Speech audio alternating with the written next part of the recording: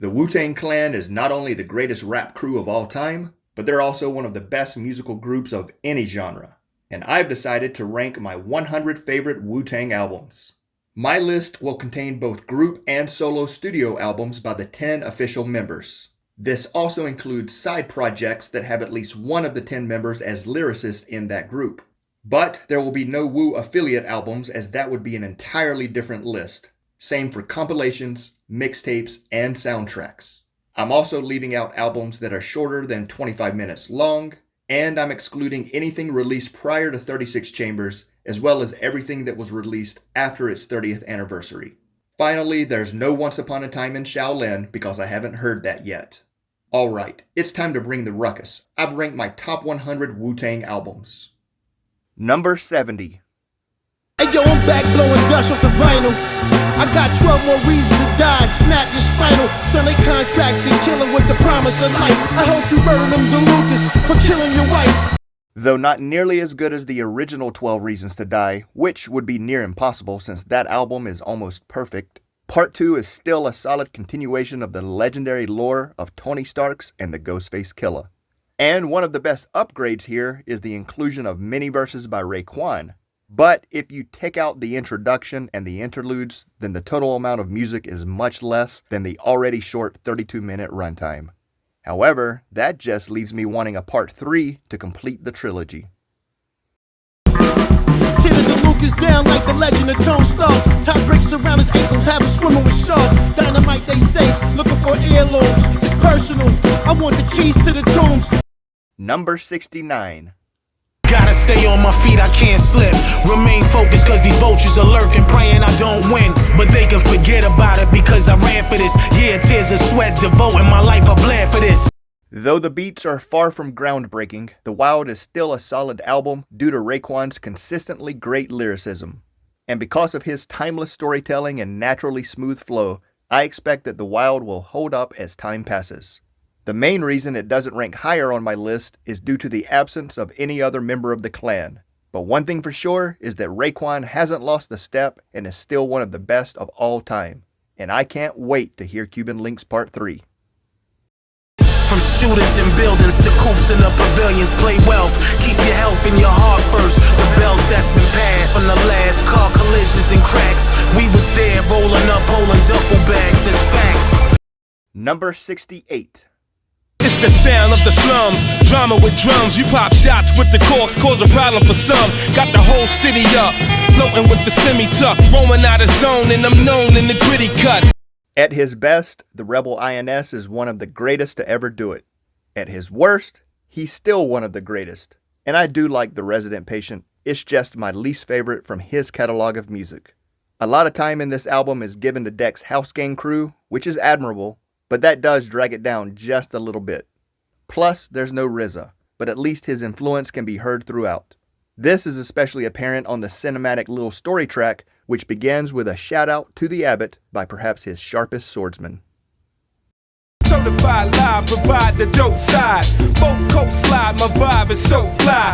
Sick kids see me get big to 6 figs. I flip wigs, let it be known the kid lives. Number 67. How dare you attack my system? How dare you attack my wisdom? Try to ransack my system, attacking my women and children?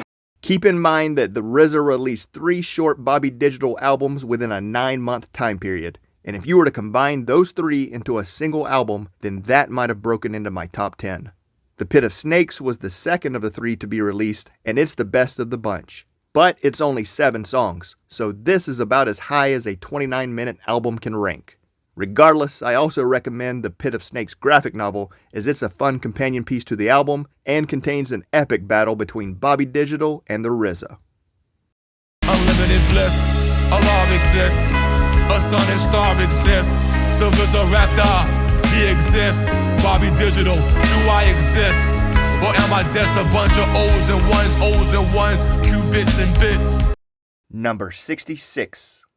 Fresh out the jungle where the blue boys run, we carry Rugas, smoking toast on your throat like Killahs. Hitting reefer, playing my square, windbreaker jacket, holding my beer, rock and rolling my lair.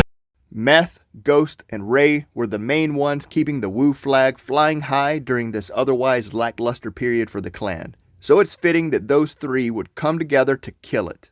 As soon as you hear that criminology sample and Ghost's voice, the energy goes to the roof and you know it's on. And somehow 2.5 might even be better than the original, despite Ray not having a verse. But Wu-Massacre is only 30 minutes, so I need to hear a part 2 that's twice as long and still this strong. Here's the rundown. Mustafa's getting money out in Youngstown. Get some goons together, a driver, and bring them guns down.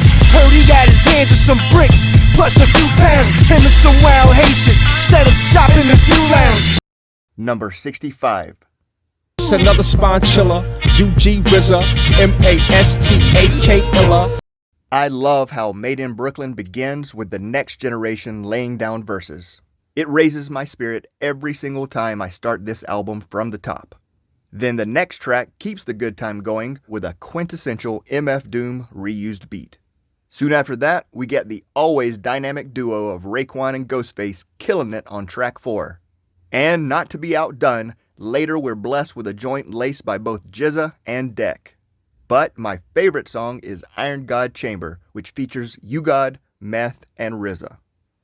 Great mind stays divine, my hands remain deadly. We shine without the hung jury, produce light that'll travel through mics. Now as the time ripened, we took words that were nourishing, encouraging. Number 64. February 10th day on a Wednesday, it's like Grimsday. Russian hats rocking at the Benz way. That day we got guns on us, Jake's want us, playing Einstein lenses and Auroras. Even though I like it now, Immobilarity was the first Wu-Tang album that I didn't like when it originally came out. But it also had a lot going against it at the time too. First off, it had the impossible role of being the follow-up to the legendary Purple Tape. Second, there aren't any songs with production from the RZA, and Ghostface doesn't make a single appearance. Finally, the skits are long and they fall flat. Over the years, I've grown to enjoy Immobilarity more and more, but if it was up to me, I'd still take out that intro, outro, and the skits and just focus on the music. Me, not the ambitious one. I'd rather be there, throw a word or two in. We here, I know we worth money, yo. Just relax, start analyzing before you start adding your sales tax. Number 63. The man of steel couldn't bend me, time couldn't end me. Even the great devil Satan had tried to befriend me. One thing about RZA, he's gonna experiment in his lab and take risks traveling to unexplored dimensions. This is consistently true for his production, vocals, and ideas, and the results are expectedly unconventional, but also a bit schizophrenic at times too. I've always liked this first solo album by Mr. Diggs as the RZA. However, a few misses have kept me from ever truly loving it. Still, there are some moments of brilliance, such as his production on The Whistle, and also the polarizing See the Joy track with its existential celebration by a successful sperm cell. I'm the ace in the deck, still casing the check that's filled with the taste of the lead. Fuck, fuck, the bass in the trap, the space in the back when chumps walk by and their face gets slapped. Number 62. Quick, toss the bomb in the garbage. Come here, shorty, here, take this revolver. You get caught, don't say it's your father's. Don't say my name, say you founded the Yonkers.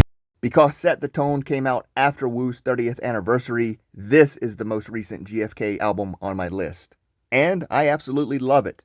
Every single time I listen to Ghostface Killahs, I go crazy for it from the start, and I just never want it to stop. But then suddenly it does. Seriously though, almost every single minute of this thing is straight banging. Problem is, there's only 33 of them. But it's incredible that Ghost is still putting out this kind of work into his 50s. And I can't wait to hear Supreme Clientele 2. We can go bar for bar, tie hands together with the ox, go scar for scar. Go ahead and act up. Injuries gonna add up. Walking out the ER like a mummy all wrapped up. Number 61. SZA, this is called Ruckus in B minor. Ray, all those bad times is behind us. Everybody needs to go back and reevaluate this underrated album now that some time has passed. Like many fans, I didn't really care for it when it first came out. But just like the other Wu-Tang Clan albums, they stand up to time and grow with each replay. Though A Better Tomorrow is far from their best, I bet it's better than you remember. especially if you haven't listened to it in years. Having said that, there is one song halfway through with a cartoonish chorus so ill-fitting that it almost derails the entire album. But the ill verses miraculously save it. Precise like a shooter at the range, but I ain't trying to shoot it with you rappers, I just shoot it at your name. Y'all never should've threw me in the game. Found a new word for weed that was so me, I threw it in my name.